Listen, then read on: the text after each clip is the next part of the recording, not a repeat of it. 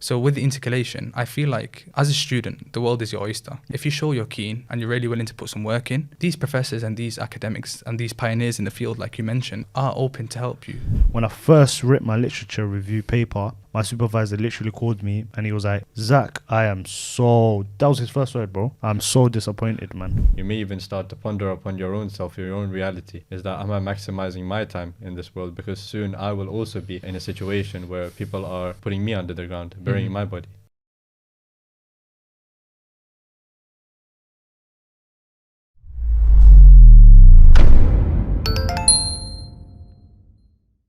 Hello and welcome to a brand new episode of the Strive Med podcast. Make sure to hit the subscribe button. Find us on www.strivemed.co.uk for all of your help with GCSE A-levels tutoring from senior medics and doctors. As well as this, we help with your medical school application processes as well as medical school tutoring. This is hosted by myself, Dr. Anam. Dr. Zach. And today we have a brilliant guest with us, medical student. He's essentially about to enter into his fourth year. Is that correct? We got Samy with us. And really looking forward to discussing with you all about your journey so far. And I feel like our journey with Samy is one which has allowed us to identify the fact that Samy has a lot of intangibles, a lot of good qualities, raw characteristics which we would like to decipher, unpeel, dissect and really present to the wider public. There's a lot of benefits that they can acquire, they can learn from this particular individual, which is absolutely fascinating. So let's just go right down to the basics, right down to the origin. And I understand I was introduced into the picture later, but I know you both had your own story of introductory processes. So how was that? Yeah, man, Samy is a good friend of mine, a very, very good friend. We met in George's during my intercalated year. So I did an intercalated degree, MSc in sports cardiology. And it was just during that year where I met a very, very, very good individual who I never knew at the time would become a long-term, a friend of mine, a long-term brother. But alhamdulillah, I'm happy to have met him. He's such a wonderful individual. And over the years, like even despite me leaving St. George's and going back to study my medical degree at Bath in London, we still kept in touch. We still went back and forth. There was times where you sought advice from myself and I also likewise sought advice from you on various number of things. And alhamdulillah, Samy stayed in touch and, it's still great to see that, you've continued your medical studies. And there's a lot I want to dissect, especially there's one thing I've noticed about Samy's character that I've learned and I've also taken on board, and it's the importance of self-evaluation. Wallahi, I'll be honest with you, you probably don't know this. I haven't mentioned it to you previously, but the number of times where we've had discussions and you are very, very self-critical, sometimes they say obviously critiquing yourself is not, obviously there's a balance that's needed, but just the sheer fact that you were always self-evaluating yourself and there was this evaluation and accountability, I took a lot away from that because that's not something I used to do and that's not something I was, acquainted with doing regularly. So, it's great to have you on the pod and, we'll delve into a few things that we want to discuss on the pod later on, but it's good to have you on, bro. 100%, Zakaria. Just building on from that, nowadays in society, it's actually very rare to see someone with those levels of intangibles when it comes to drive, ambition, motivation. And I think part of it stems from the background you came from and things like that. Obviously, we'll delve into that. But really, so obviously you both met in St. George's. You did your master's in St. George's. And, mentioned to me that, hey, there's this individual, we really have to meet him. He has similar mindset, similar characteristics. And obviously the intangibles, the drive which we spoke about. Similar to how Dr. Humayun Raja, the same podcast with him, is that you really need to capitalize on spending time around like-minded individuals like these, not only to boost them up, but also to help you along your journey because it only rubs off in a positive way. So I think that's the kind of thing we need to be speaking about today. And Samy, I just wanted to ask you, because that's one of the things we've kind of gotten close to each other. Obviously, that's the kind of the common theme between us. You mentioned, I remember you mentioned your background and you mentioned with regards to your father's profession and how he's worked so hard his whole life to put you into this position. And you simply just said to us in a quite brutally honest way is that I cannot let this slip. Similar to how Stephen Gerrard said, this must not slip. but obviously not with the same outcome of he didn't win the Premier League that poor year. Example, man. Huh? Poor example. Not like that.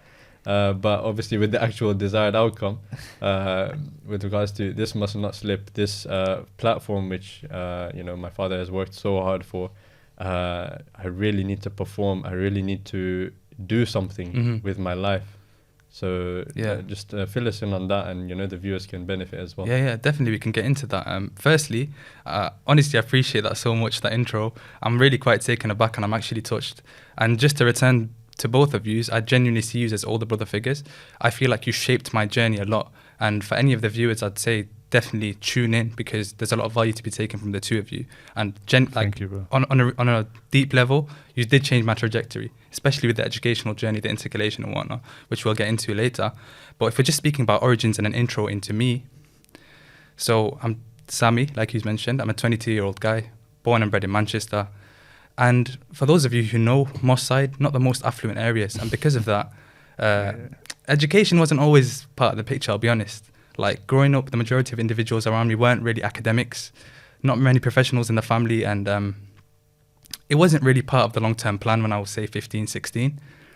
But what I did have, like you mentioned, is good individuals around me. So one particular individual, which was my older cousin, he was just the year above me.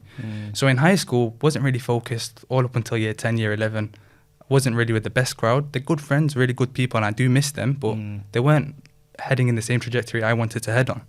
So what I saw from my older cousin, which I mentioned to you, has influenced my journey a lot, was he got really good grades in his GCSEs. Now, this is not the norm for people where we're brought up, essentially. People don't really take that route. Especially in Moss Side. Exactly, bro. Moss Side, when I was young, even now a little bit, it's just very hood. People don't really have many ambitions. I mean, they do have ambition, but not really in the academic sense. Yeah.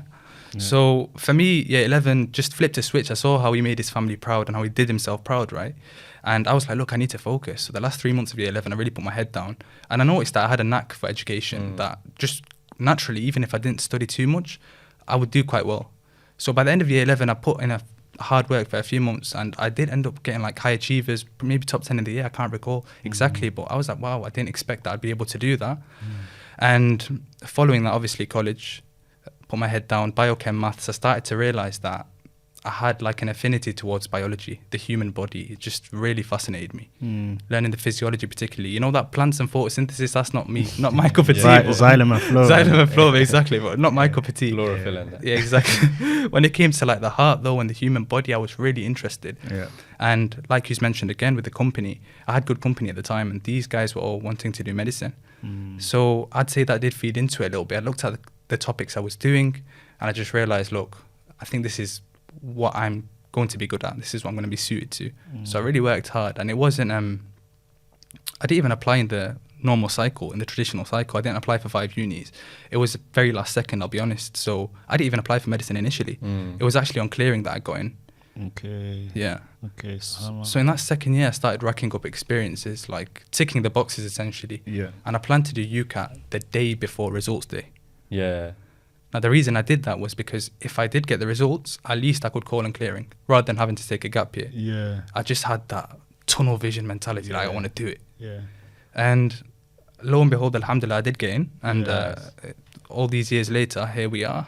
That's remarkable, man. Like, you know, we say this all the time. Like, we talk about how people's journeys are unique. Literally, just not too long ago, when we did the other pod with Dr. Hassanain, I said the same thing. Like, everyone's journey is unique, right? And like, this is just truly inspirational. The fact that you got into medicine, because I'll be honest, as soon as people people would think that it's a bit too late, especially from what you're saying now, you still had that tunnel vision, you still, you know, that passion, the drive that we spoke about, the characteristic that you have, you still, you know, believe that you still get in, and alhamdulillah, it paid off. But some people, they would have that they would have that sort of, you know, mentality where, pessimistic mentality, you know, I'm not going to get in, let me take a gap year, that's another year. Obviously, it's not a wasted year if you do certain things, but like, that's another time out that's, you know, taken out of your sort of life, where you now have to reapply the next year. So the fact that you got in through clearing itself shows that it's doable, you know. Not everyone gets in the, you know, like we have this cliche thing where everyone does their applications through UCAS, gets in first time. Not everyone that happens. Some people have to take a gap year. Some people have to go through clearing. Some people do an entire degree, then get into medicine. The goal of the matter is the fact that as long as you get to where your goal at the end of the day, that's what that matters. See? So mashallah, props to you. I think there's something profound. Obviously, every episode we try to extract the wisdoms, from people's stories and things like that. But I think the one thing which we can take from this particular story, which beautiful story Samy has mentioned, man, amazing, Allah Mubarak. But the fact is that obviously growing up in the mosque side and all of these different influences, he picked his company very, very wisely. Okay, and that time, so he was being inspired by these kind of individuals.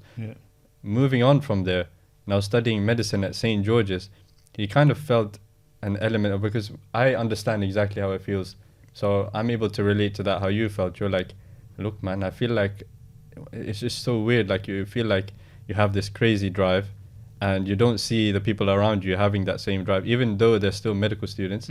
But it's like, it's just something different inside you. It's like crazy, man. I need to perform. I need to do something. And you just have that itch and that urge to perform, such that, Samy was making sure that he was friends with us, even though we're in a completely different university. Speaking to us on a regular basis, even though his university colleagues would have been even more easily accessible and things like that. So I think it goes a long way to show that you really need to, essentially, I even say this as well, that the people around me are my companions. I pick them very carefully. It's a selective endeavor, because at the end of the day, that rubs out on you and your performance during this limited time we have in this life. So a lot of the times in the university system, we find people, they don't do this, okay? And it's just very ironic for me to see is that, let's say they become friends, and the main reason why they're friends is they happen to be, from a random selection process,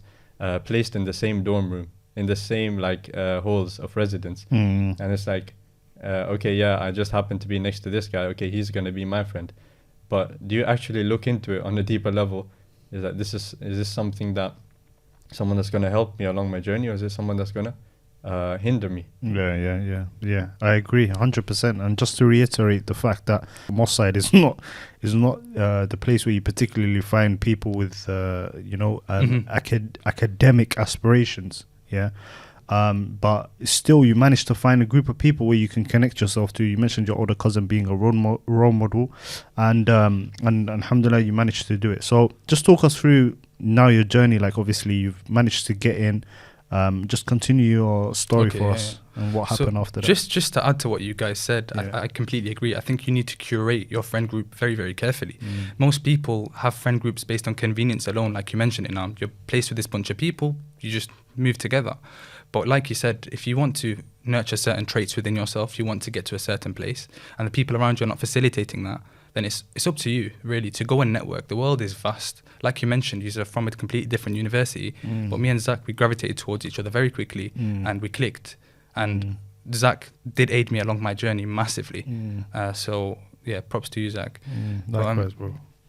With my journey particularly, right, so I did my first 2 years of med school. That was quite a ride. It was very interesting. And after that, I decided to intercalate after my second year of med school. In King's College London, I did the anatomy BSc. After that, I did my third year of med school, and here we are at the moment. So I decided to take a break between my third and fourth years of med school. Okay. So just to take it back slightly, so obviously now you've got into your you had that tunnel vision, so you've got into a career where you originally wanted to get into. You got into you're studying your sort of dream degree.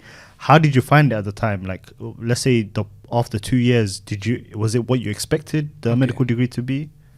So in terms of expectations, I'll be honest, I don't think anything can really prepare you. I don't think any amount of people explaining will encompass the medical degree itself. Like, it was both amazing, but at the same time, it was challenging. Going from college to that, it was very different, I'll be honest. And the sheer volume of content, which is what I loved most, but I also hated most about it. I loved most because we delved into every bodily system, and we learned everything in them 2 years: anatomy, physiology, everything. Like, you had a pretty comprehensive understanding of how the human being functions. Really good, But and how it can go wrong as well. Exactly. It's a double-edged blade. Like, if you're not able to balance well and you're not able to kind of channel your energy properly, Yeah.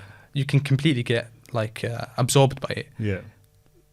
Studying, there's always something to study. There's Yeah, always more to study. And if you don't know when to call it a day, it can be Mm. quite damaging, I'll be honest. Yeah. By the end of my second year, bro, I remember tracking. I always used to track my lectures. Yeah.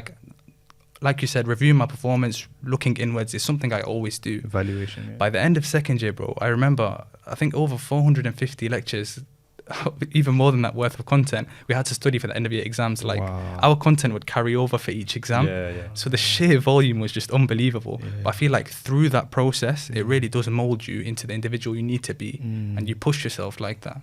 I agree, man. There's a lot of content in medicine, and the thing is, with medicine, you can go down a rabbit hole very easily, and you can end up maybe spending a lot of time on one specific thing and area. And it's sort of like, that's why it's important to have, like, there's a few skills, especially in Strive Med, like, we try to like instill in our students. One is time management, and also prioritizing, really looking at your content and the content you're supposed to get through that year or the past however many years you've been studying, and really like, giving each sort of like, aspect of your knowledge its time.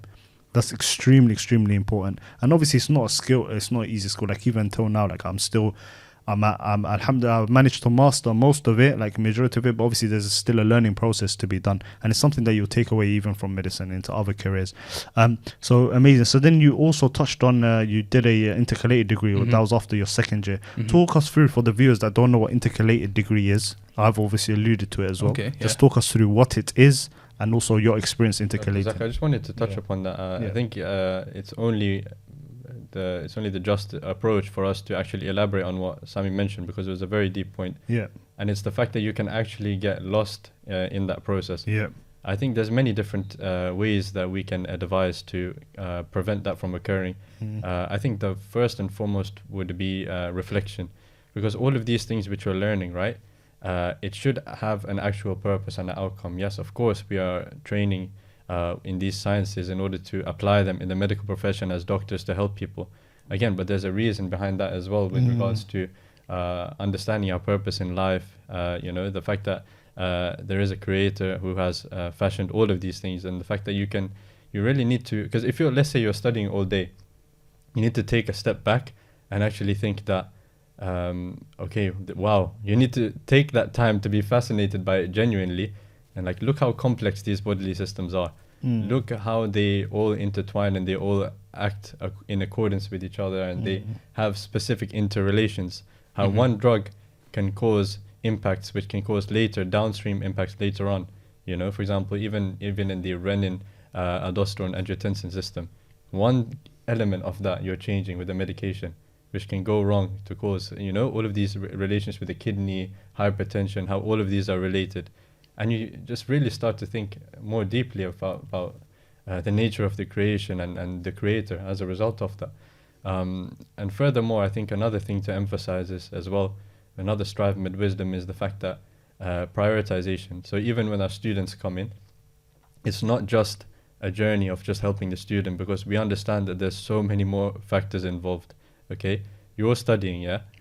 There is a father, or the parents working in tandem to put, they're putting extreme efforts. Not only have they raised you, all those nights which you've spent maybe crying, waking them up and things like that, but while you're at the desk, they're making sure that your conditions are appropriate in order for you to be at the desk in the first place. So there's so many more factors involved, and we make sure that we can kind of integrate you as a family, make sure we check up on your well-being and things like that.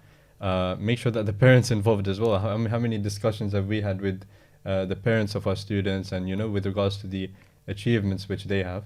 But again, prioritize the deeper things in life as well, such as, let's say your parents, they need you for something, and you're like, no, I gotta do my 11th hour of studying. Yeah, if I've already done 10, right? I gotta do my 11th hour of studying, and I'm still have half a can of Monster Energy left, so I can't help you. Does that really make sense? Is that really the best approach to take?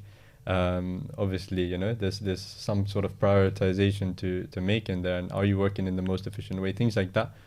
Once you're placed in that, let's say, cauldron, that pot of lava with all this pressure in it, that's when you really start to make these decisions, these wisdoms and these deeper understandings of life as a whole. So yeah. I'll be honest, from the medical degree particularly, throughout my journey, there's one like big thing that I would advise students coming into medicine, and that's the impact of having a third party involved. Like, have a mentor, have somebody in the older year, have network, you know. To have people analyze your process from the outside and just give you a little bit of input can drastically make your life easier. This is something I noticed. Like, you guys are talking about prioritization. I vividly remember being at Queen Mary's with the two of you. And like, I was speaking to that, I was just so confused. I'm like, look, I'm putting a lot of hours in, I just don't seem to finish. And then you learn that it never finishes. There's always more to study. And there's a way that you can filter out the important from the non-important. But obviously, that's by having a third party pitch in. So even if that's somebody from the year above you or Strive Med, to have somebody critique your process is essential. Makes it a lot easier. 100%. It's something we've spoken about a lot on the podcast. Like, we don't need to obviously delve into it again, but mentorship is like, it's golden, man. Like, even entrepreneurs, like, let's say from any standpoint, like, it doesn't even have to be medicine. They all advise that you get someone to mentor you. Like, even in the other podcast we were talking about with Dr. Hassanin and aesthetic medicine, we touched on hair transplantation. He said the same thing. He said, listen, for hair transplantation, the way the format works, structure is that you shadow hair transplant surgeon in the UK, and they charge obviously loads, but it just shows you the value of mentorship. Like, mentorship is just extremely valuable. Like, it's crazy.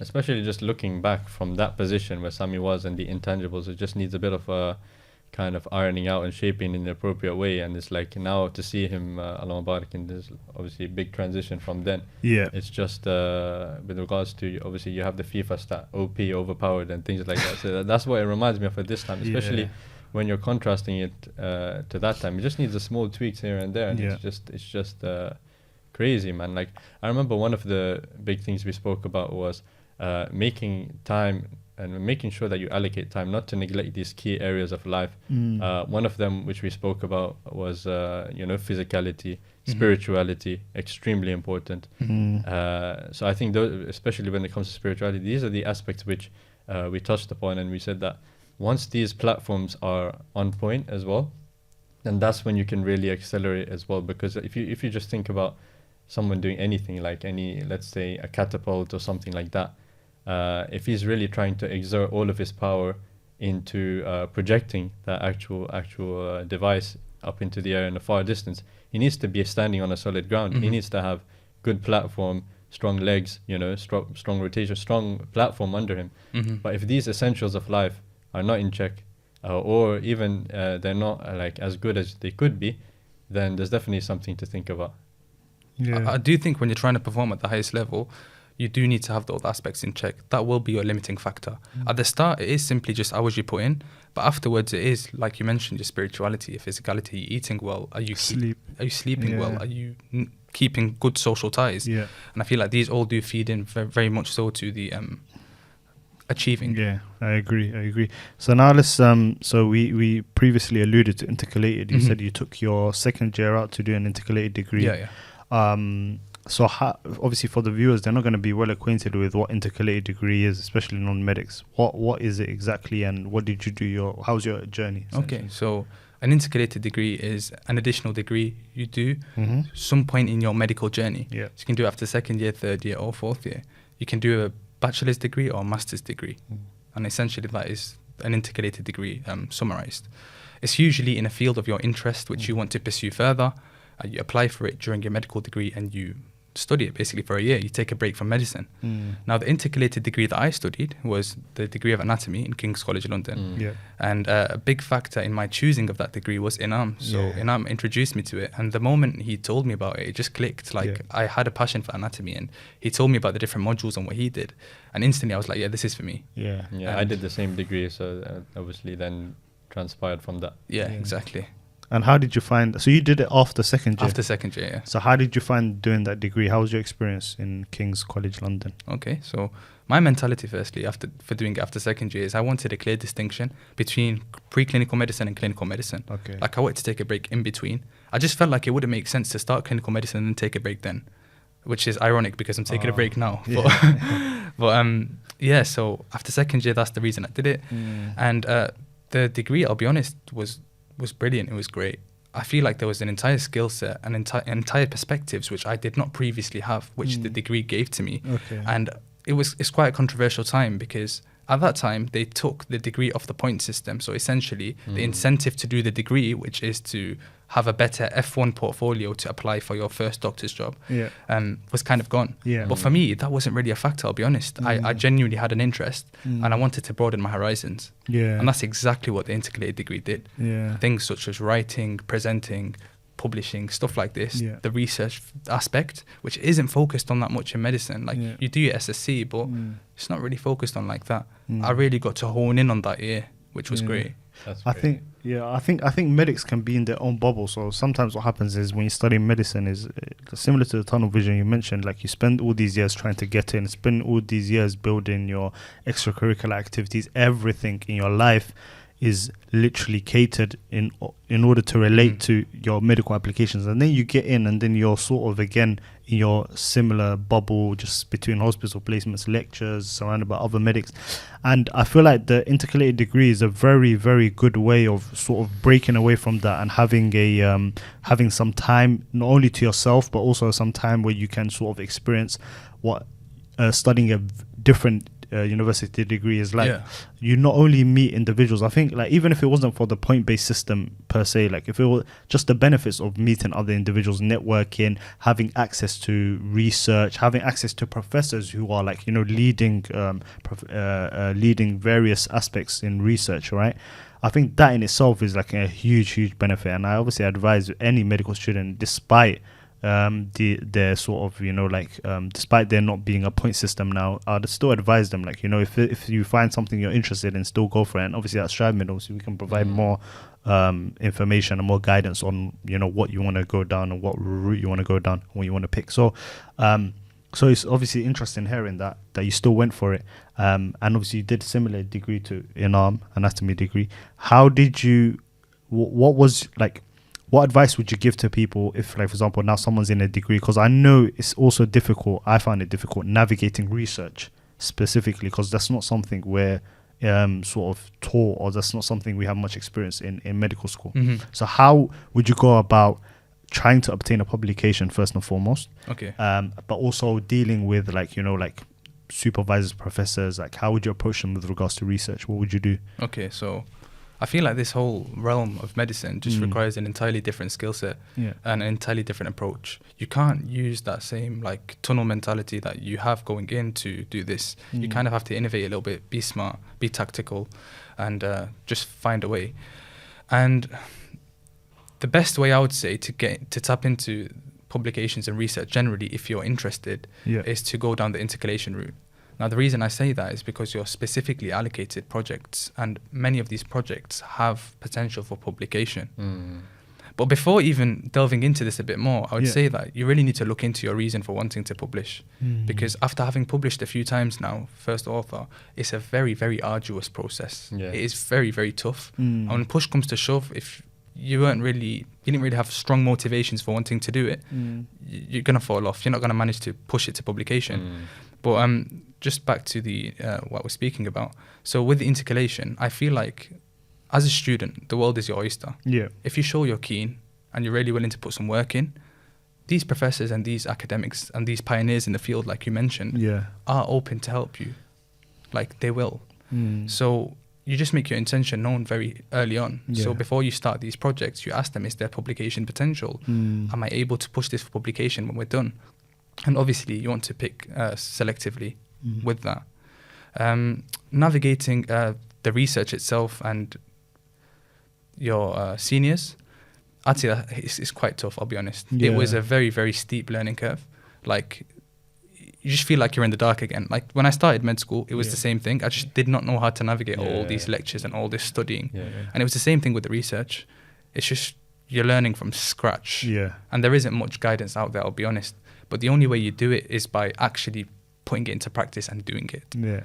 Take advantage of every SSC you get in med school, every essay you write. Take the feedback into account. And when you do start your first project, really try and take your senior as a mentor figure. often they can be quite critical of you, but I wouldn't take it negatively. You need to understand that these people, they've published before and they know how meticulous that journals are when accepting publications. So it's literally a process of just trial and error and just iterating each time. So you write a paper, you get this feedback, he's told you this is bad, this needs rewriting, take it into account, learn and do it again. Just keep doing it. Don't be put off by the process. And eventually, if you're committed to it, things do start to get easier and click in the research side of things. Like when I had read enough papers, I knew enough about this topic now to almost just write from scratch from my head. So it does become rewarding after a while, I would say. But if you're not intercalating, you're not planning to intercalate, but you still want to get into research, that is very possible as well. Like I mentioned earlier, you're a student, people are open to you as long as you're keen and you're willing to work hard. So what I would say is identify the avenue of research you want to go down. What exactly do you want to research? Like, what are you interested in? Is it neurosurgery? Is it cardiology? Is it orthopedics? And after you do that, you want to identify useful contacts within them fields, people who are actively researching in that field. Now, ideally, just look at the hospital you're attached to or your university, and you want to find the contacts on the website and essentially just ping them over an email, introduce yourself, be polite, tell them who you are, and tell them, obviously look into their research. Let them know that you're interested in research and you really want to build yourself up from zero. You've not got much experience at the moment, but you're willing to work very hard and you want to. And this is how it goes. You get one in and it goes from there. I think that's a few interesting points which you mentioned. Obviously, the first point is that the individual you're working with, the senior professor and things like that, has significant experience. So I think that's also the first thing to look for, is that does the person I'm working with have significant experience or does he not, or does he or she not? Then the other factor which is to consider is that have that dedicated focus when you communicate with them, is that I'm gearing towards publication. Will this be published? Which journals are we publishing it? Make your intentions known right from the start. Make it clear that this is what I want. This is what I want to achieve. I want to achieve some form of research which is going to have a beneficial impact within the wider community, whether it's the surgical or the medical community, something that's actually going to be beneficial. A lot of the times you may find research that doesn't actually have any end product, any end relation to the functional practice of everyday life, really. And then the other aspect is because, to be honest, if you don't make your intentions known, you can actually end up doing, obviously I'm not gonna miss my words here, but essentially called dog work, which is commonly known, is that a lot of extensive manual labor without significant outcome. So you're essentially doing someone else's dirty work, essentially. And this is a trap which many juniors or med students may actually fall into. You kind of need to vet the projects, speak to someone who's more experienced in the field as well, someone that you trust as well. And that can actually happen, as well. So that's something just to be wary about as well. You don't take every opportunity, you have to think about it a bit carefully as well. Definitely, I think like you mentioned as well, not just publishing for the sake of publishing, actually look at your reasons, right?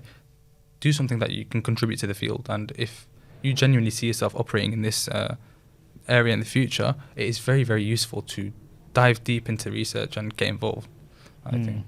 Agreed. The other thing I wanted to touch on, what you mentioned, was the importance of proactiveness, but also not becoming demoralized, man. Like these supervisors, they'll tear you apart, they'll criticize you, they'll criticize your work. Like I remember when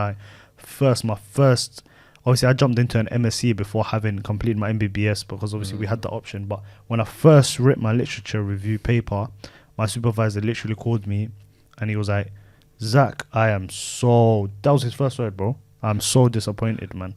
And the thing is that could break you, because obviously the amount of hours and the amount of work, like library sessions, all of that. I remember you actually told me about that and how it affected you. It's but at the same time, that could break you. Obviously, you could go two ways, or you could just take that feedback on board. Like he's building you up to be he's building you up so you can eventually pass this degree.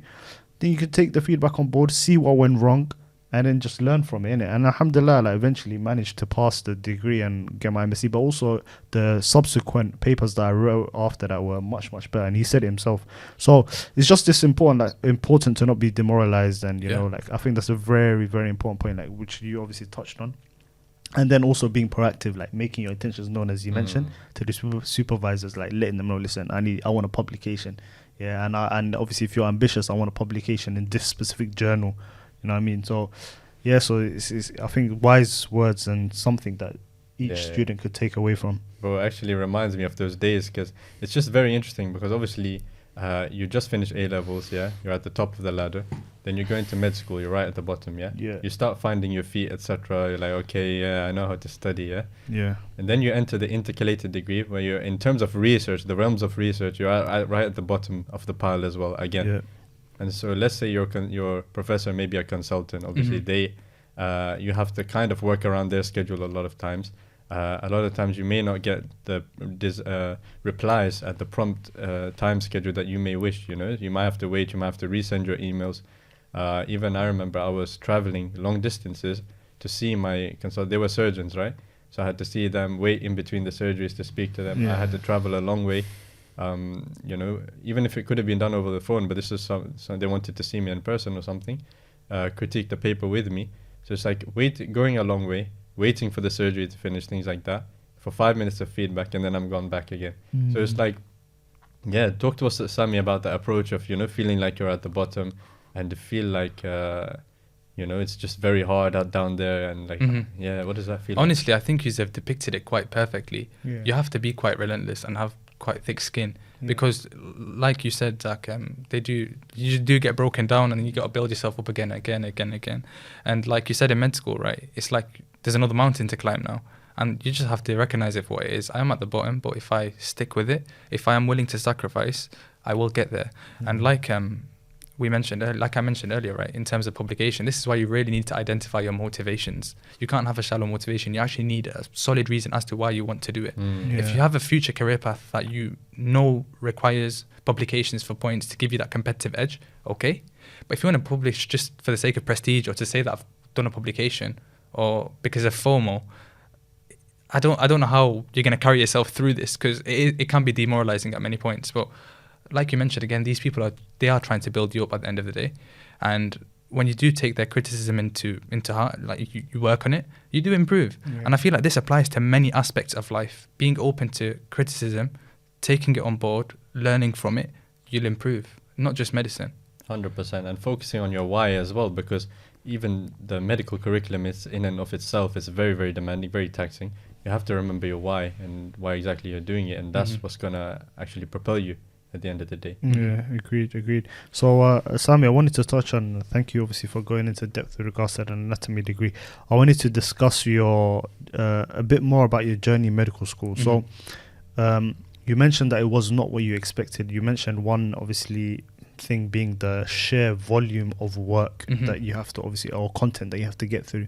Were there any other pitfalls that you sort of found along the journey, and how, if there were, how did you tackle them, and how did you come sort of like get over those obstacles? Just before we expand on that, I just wanted to touch upon the aspect of being at the bottom, right? Because that also applies to many other aspects of life. So for example, as a F1, as a F2, you're working, you may again feel like you're right at the bottom of the ladder as well. Some consultants, some seniors may give constructive feedback, kind feedback, but a lot of the times you may get laid into as well. You may get very demoralized with regards to the nature of the feedback, how it's coming. You know, sometimes the reality is it can be harsh. You know, some people can even use swear words as well. Like it can be harsh at the time, in the heat of the moment, etc. You may not realize, even if this person is genuinely a kind person outside of work and things like that, but in the heat of the moment, everyone reacts differently. But yeah, that's a quality which is applied all around the board, really. You need to take on that feedback and just have thick skin. You know, some people refer to it as crocodile skin, and just move on from there. But yeah, go on. What was that? What you were mentioning? Yeah. So, what were there any other pitfalls that you sort of encountered in medical school that you'd like to tell the viewers, and then how did you get across them as well? Any pitfalls? I would say, besides obviously volume, you just gotta work hard. That's a given, right? Yeah. It's med school does throw a lot at you. Yeah. Besides just the curriculum, right? Yeah. You have reflections here, you have essays here, you have sessions here and tutorials here. And honestly, if you're trying to take this all on by yourself, it becomes extremely difficult. You do need to have a tribe, associates, a network in uni which is going to hold you accountable and keep you on the right track. Essentially, I would not do lone wolf in med school. That's what I would say. That was the pitfall. There's a lot to juggle essentially, and one trap you can fall into, and this I think is very dependent on personality and who you are, right, is really neglecting all the aspects of your life. And I feel like that is something you don't want to fall into, because it is very counterintuitive. You think you're being more productive, you think you're getting more work done, but work doesn't finish, like we mentioned. Like, work does not finish, and it doesn't work in your favour. So you've got to establish that balance. That's something I've struggled with a bit, I'd say, to really just give myself that time and space to do other things. Sure. Yeah. Excellent. That's a very good point, extremely good point that I think the viewers should need to benefit from, and it's something that I've also encountered also throughout medical school. You mentioned, Samy, obviously once you've finished your intercalated year, you then did third year, is that correct? I did my third year. And the then first you decided to take a gap year or year out before obviously now hopefully inshallah going into your fourth year. What was the reason? Why did you take? Because that's not something that people generally do in medical school. Yeah. So one of the big aspects is that I had quite a few family matters to attend to, and being away from home for that period of 4 years, quite a lot happened. So that was a big thing. But besides that, it's also just giving me the time to introspect and broaden my horizons and reflect a little bit. Because I feel like going into med school at 18 is a little bit premature. It's a big decision to make at such a young age. Agreed. What life you're committing to forever. So this year was to just give me that time and space to think, reflect on where I'm heading and where I want to go. And I'll be honest, it's been very, very fruitful. So I would advise any student who's not yet started studying, if you're unsure, if there's other things which pique your interest, do consider taking some time out. It is not the end of the world. Like, a year is not going to affect the trajectory of your career in 20 years. Yeah, agreed. So, medicine's a marathon, man. Like, at the end of the day, first of all, the most important thing that everyone should prioritize is their own health. Yeah, so mental and physical. And also, so it's just, as Samy mentioned, it's just understanding that obviously this is a long journey you're going to be on for the next how many years, however, depending on what career path, specialization you decide to go down. And it's just important, this, don't look at it, if you need to take a year out, you don't look at it as a setback. You look at it as, you're just only taking maybe one step back, but you're sort of re-energizing yourself for to continue the long journey, rather than becoming burnt out. Burnout, I think we need to do a separate video on, but burnout is very, very common in every walk of life, and it's something important that, especially medics, I don't think the medics also realize, because of the sheer workload and continuous assessments that they're obviously always going through, and these obstacles and these hoops, that you can get burnt out very quickly. You need to recognize the signs and symptoms and then treat yourself and manage it appropriately. Definitely. So I feel like taking a year out was a very, very good option. Obviously depends on people's circumstances, but for yourself. And exactly that was something I was able to focus on, just to unplug from that bubble that was in. I feel like med school, the community is like a bubble, it's like a vacuum. Yeah. And just being able to leave that and just see the world for what it is, see it from third person now, evaluate different aspects of myself. That's been brilliant, I'll be honest. So you've taken obviously the year out to focus on your sleep, your physicality, your physical health, and then obviously your mental health, and then spending time with family. Obviously you've had a few sort of things that you needed to commitments with family that you needed to sort of sort out, so it's become a beneficial year for you. I think that issue stems all the way from the school system, because people, they often see like changing a year, missing a year as a big deal, because obviously in the school system, if you, let's say, had to repeat a year, or you change schools or something like that, your entire social cohort is different, like all the friends you'll be with. And it feels like there's a very big gap between, let's say, year 10s and year 11s. I remember we used to play football against the year above, and it was like a big divide. Like, it's like we are completely different squad, and the year above is a completely different squad. But once you actually enter the real world and the working world, things like that, you don't have to necessarily, it's not the end of the world, man. It's not going to make a huge difference if you need time out for yourself, or you do things like that. It's generally very common. You see a lot of different foundation year doctors as well taking the F3 year, things like that. Some people even repeat that F3 year. Like, literally what happens, it's just the same. You just come back stronger, essentially. Agreed. Yeah, it's extremely important. So what you mentioned also the point of like you when you were 18, like obviously making a big decision such as medicine. You know, do you feel like that's a lot of sort of now 18-year-olds like you do? First of all, that is in itself, to be honest with you, a big decision anyway because of the trajectory it will take you down, however many years you're going to be on it. But what could be like, what advice would you give to 18-year-olds now, like at that stage of their lives? Like what more should they do in that moment when they're deciding to do medicine? I think if you want to genuinely solidify in your mind whether it's like right for you, and you want to go in at 18, I'd advise as much immersion as possible. Speak to people who are doing it. Try and get as much placement as you can. Don't just tick the box for the interview.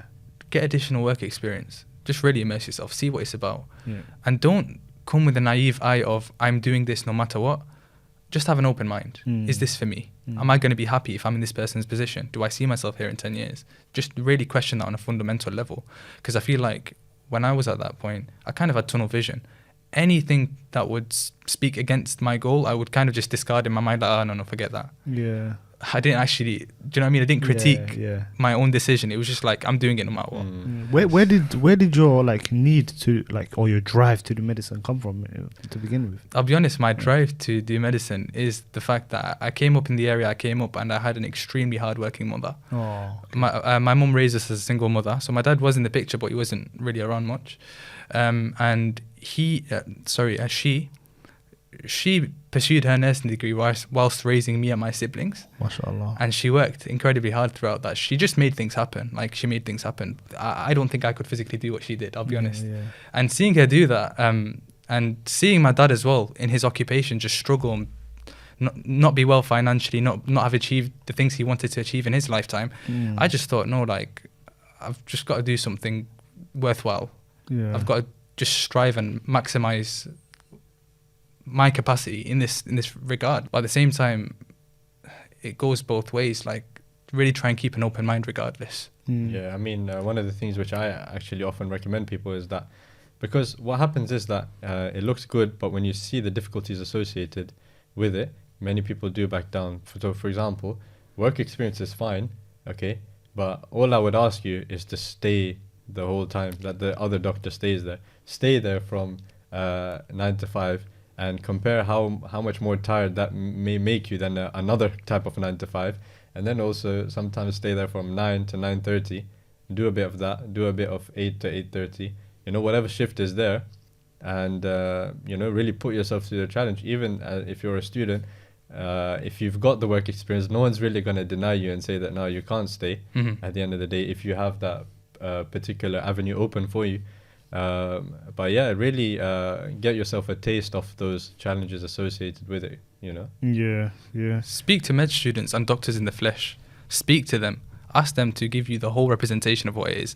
Don't only look at the good sides, look at the bad sides. Look at it holistically. And I feel you guys offer that, don't you? On social media. On social media, you might get a skewed representation, but obviously at StriveMed, we make sure that, you understand all of what it's about.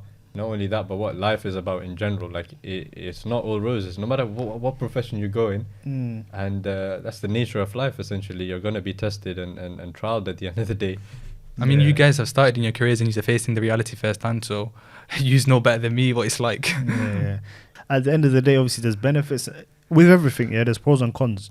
Standard, like, with everything, there's pros and cons. There's benefits, and then there's things that, you consider as negatives. But so that's what we try to do at StriveMed. We try to give you how it is, be frank. This is exactly what you're gonna get. And then at the end of the day, if the person's still, then when you're consenting a patient, what do? You have to do. They talk about something called informed consent, meaning you have to tell them what the procedure is. Let's say if it's for a surgical procedure, tell them exactly what it is, the benefits of this procedure, but also you have to tell them the negatives and the cons that is going to come with the side effects, the risk of this complication, the risk of bleeding, etc., what's going to happen. Same with any life decision, man. This is a big decision, and you can't just sort of or shape it or present it in a way where it's sort of attractive for marketing purposes. You see them social media, TikTok day in the lives. Yeah, Try yeah. watching a few of those. It makes it look so glamorous. Yeah, I'll be yeah. honest. I watched it, I'm like, wow. But you don't really account for the fact that you're there for hours in the flesh, actually doing the work. Yeah. I'm sure if your mum did a day in the life, not many people would sign up to it.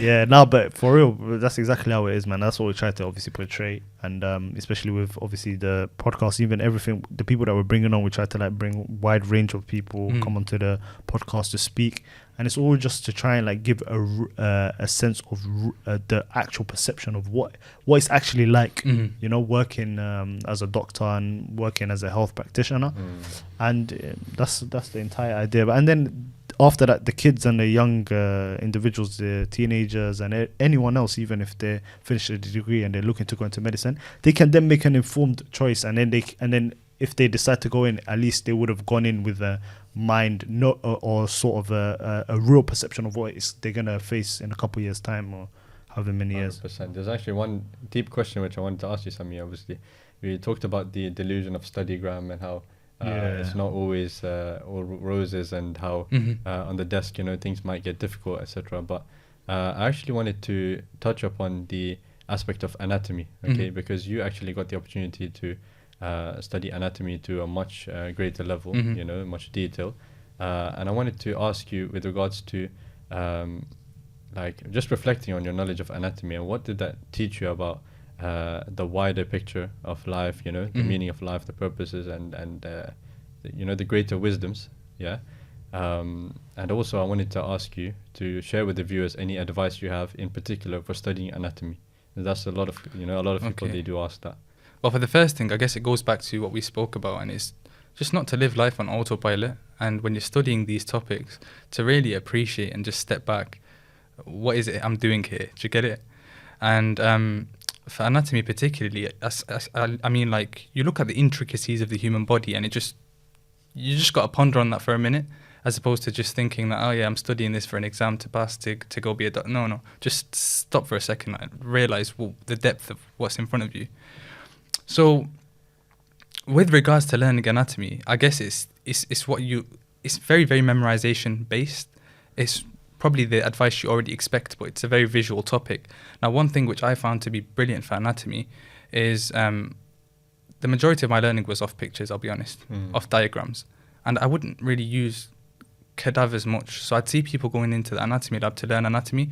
I personally would not advise that, because the specimens don't always represent like how it looks in your exam particularly. So I did do the majority of my learning of diagrams and of cadaver images which have been perfectly made to be studied and for study resources. Fine. And to use flashcards, right?